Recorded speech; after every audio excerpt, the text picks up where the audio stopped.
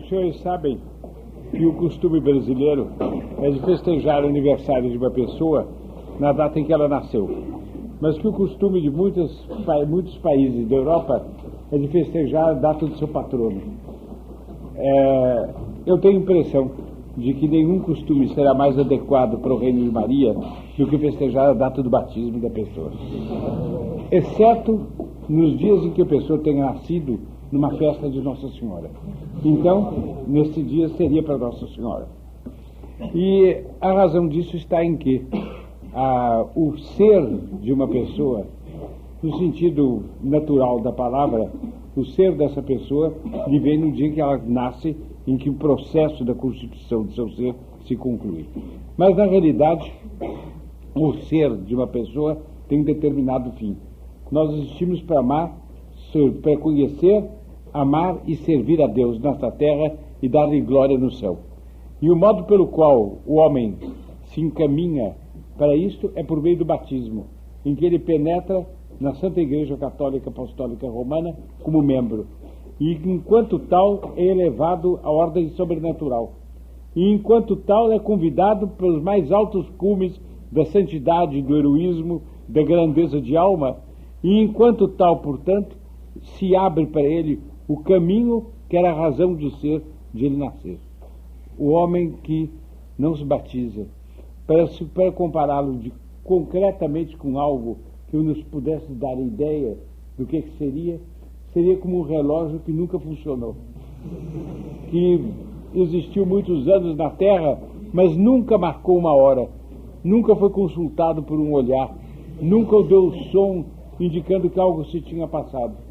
Era como um barco melancólico, fabricado num estaleiro, mas que nunca foi molhado pelas águas do oceano.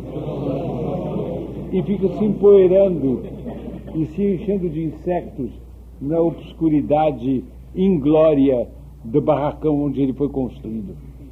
Seria, talvez, como o pássaro aleijado, infeliz, que nunca voou e que apenas andou pela terra. Pode até ter traçado nela o caminho reto, não tendo voado, ele não é nada.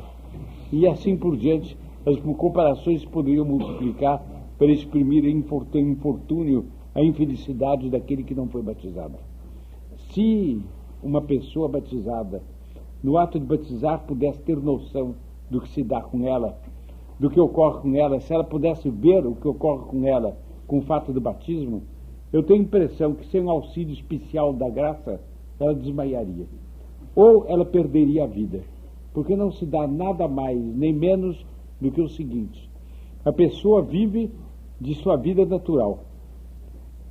No ato do batismo, pelo efeito do sacramento, Deus infunde naquela pessoa um dom criado, que é a graça, mas é um dom que participa da própria vida de Deus. E por esta forma a pessoa é elevada a um nível como o maior rei, imperador da história, o maior gênio, o homem mais glorioso, não poderia ser elevado por sua própria natureza, nem pelos seus méritos.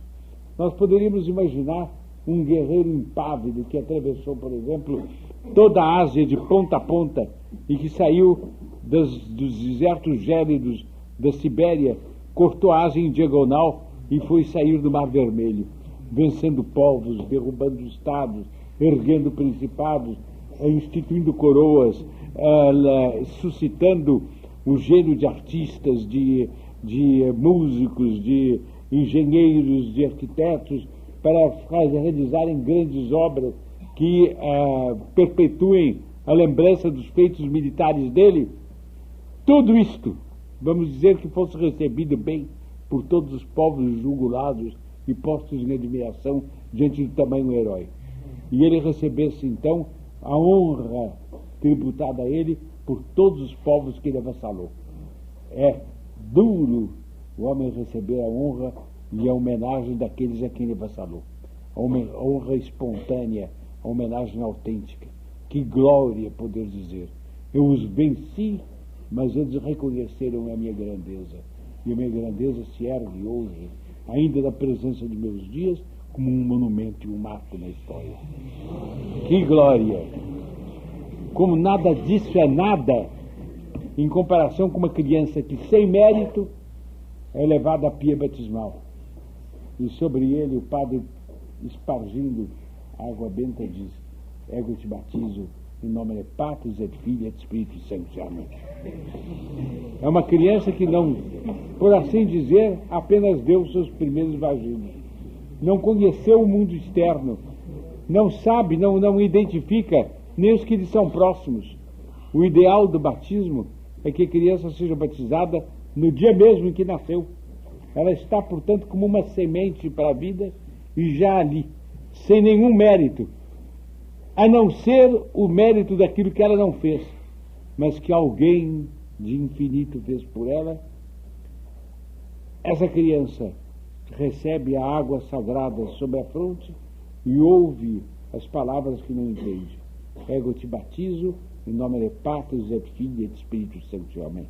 E há uma operação simultânea das três pessoas da Santíssima Trindade. Enquanto o padre diz essas palavras, no céu, as três pessoas da Santíssima Trindade atuam simultaneamente e comunicam a graça para aquela criança e transferem essa criança para a ordem daqueles que vivem da graça e pertencem ao corpo místico de Cristo. Os senhores me dirão, mas por que um tamanho prêmio para quem nada mereceu? Por que uma tal dádiva para quem não fez nada? Pelo simples fato, mas que fato? É um tal fato que se poderia dizer que é quase o único fato da história. Um fato supremo, de que o Verbo se fez carne e habitou entre nós, nascido das entranhas puríssimas da Virgem Maria, e que padeceu, morreu sob o poder de Pôncio Pilatos para nos redimir, ressuscitou e subiu aos céus. É esta concatenação de fatos que são de longe o píncaro da história, mas de longe a perder de vista, no momento em que ele, do alto da cruz, disse: consumatum est, et inclinate capit e flavit spiritum, e tendo inclinado a sua cabeça, ele entregou a sua alma. Nesse momento, ele passou por esse tormento especial da hora em que a alma se separa do corpo. E há no ser humano um estraçalhamento insondável, uma ruptura tremenda, uma dor atroz, e a alma é transportada para o céu ou jogada no inferno. Pois bem, ele quis passar por esta dor depois de todas as outras dores pelas quais passou. E naquele momento em que ele remiu o gênero humano, ele conquistou para nós a graça do batismo. E para todos os que fossem batizados até o fim do mundo, pelo mérito dele, no qual nós não participamos por nenhum feito nosso, pelo mérito dele, aconteceu isso conosco. Aconteceu o quê? Essa participação da vida divina, é bem verdade. Mas foi instituída, foi inoculada em nós, nesta hora magnífica, nessa hora, como eu digo, se um homem adulto pudesse tomar um conhecimento como que experimental do que se passa com ele do batismo, ele morreria de alegria. Mas ao pé da letra morreria, ele não aguentaria de alegria, ele se desfaria de alegria quando ele notasse isto. Acontece o quê? Acontece este fato simplesmente. Os senhores tomam ateus ou homens que não têm a fé católica, que nasceram fora da fé católica, que passam às vezes a vida inteira em provações e em lutas e em dificuldades dilacerantes e em riscos terríveis para chegarem a conhecer a Igreja Católica e se converterem.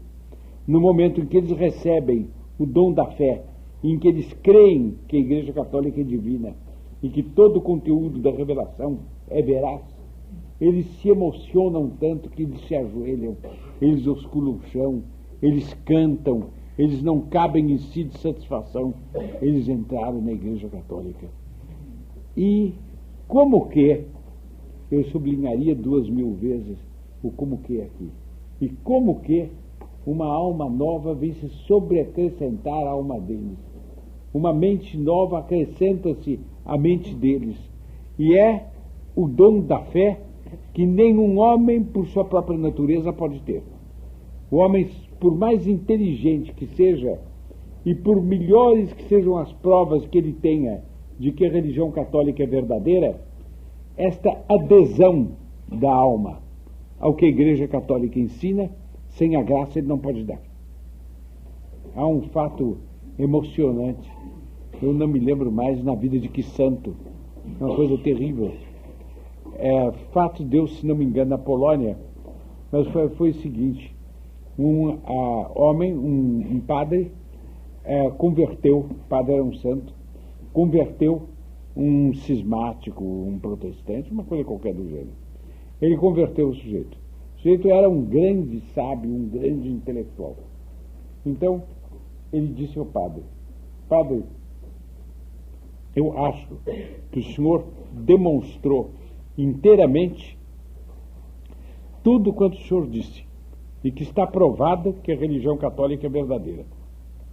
Mas eu não creio que ela seja verdadeira, porque eu me sinto incapaz de dar esse ato de adesão que eu sei que é racional. Eu não creio. E o padre teve mais ou menos essa resposta: meu filho, é isto mesmo que a Igreja Católica ensina de si mesma, que todas as provas que ela dê de si podem eliminar obstáculos à fé, mas que não determinam o ato de fé.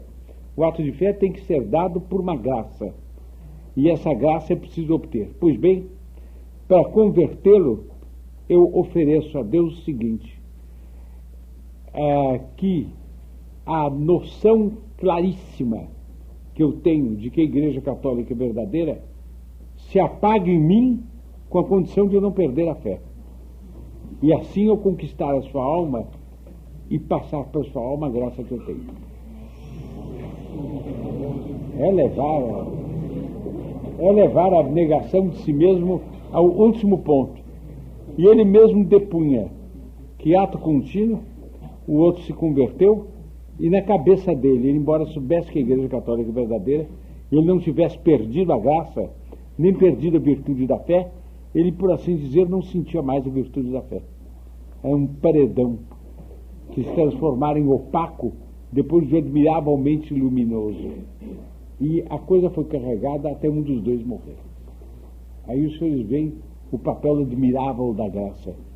E como aquilo que os outros conseguem, depois de batalhas tremendas, e depois de exigir de um santo um sacrifício desse que é de arrepiar, eu acharia muito mais fácil ir como o padre Damião à ilha de Molokai, tratar de leprosos, me contagiar de lepra, do que passar por essa prova.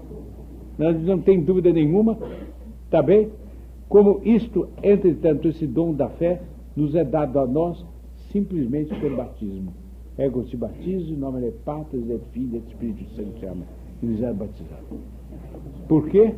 Porque Nosso Senhor quis morrer ao pé da cruz, e Nossa Senhora, como corredentora do gênero humano, quis que ele morresse, e deu o consentimento dela.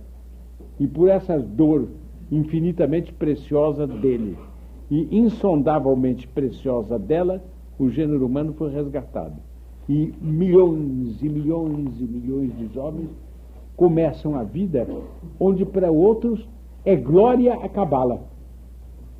Quem de nós não admiraria um homem que depois de uma vida inteira obteve a graça da fé?